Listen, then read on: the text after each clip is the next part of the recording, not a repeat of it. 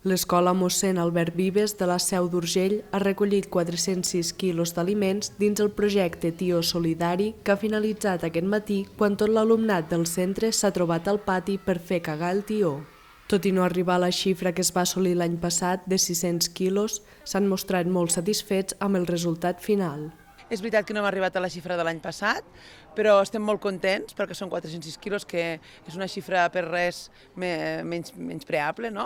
I per tant, doncs, està molt bé, són 406 quilos, els nens han portat cada dia coses i per tant és una bona quantitat. Els i les alumnes han portat els aliments recollits fins a un vehicle per transportar-ho al magatzem. La proposta, que s'ha treballat amb l'alumnat de 5è de primària, ha consistit en explicar a la resta de classes la importància de ser solidari.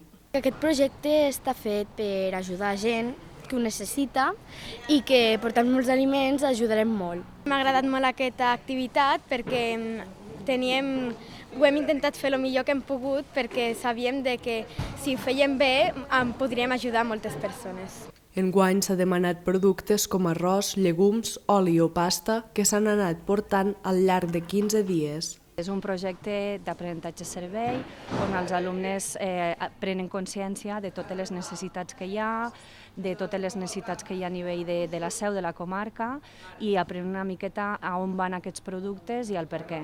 L'activitat ha comptat amb la presència de representants del consistori que han posat sobre taula un increment d'usuaris en el banc d'aliments. Tot just ara, com aquell qui diu, acabem de fer la campanya del Gran Recapte i ara mateix el magatzem del Banc d'Aliments està força ple, però sí que és veritat que hi ha un augment d'usuaris del Banc d'Aliments respecte a abans de la pandèmia al voltant d'un 20%. Els aliments s'han donat al projecte Aliments per la Solidaritat, en el qual hi col·laboren el CAPAU, la Seu Solidària i Creu Roja.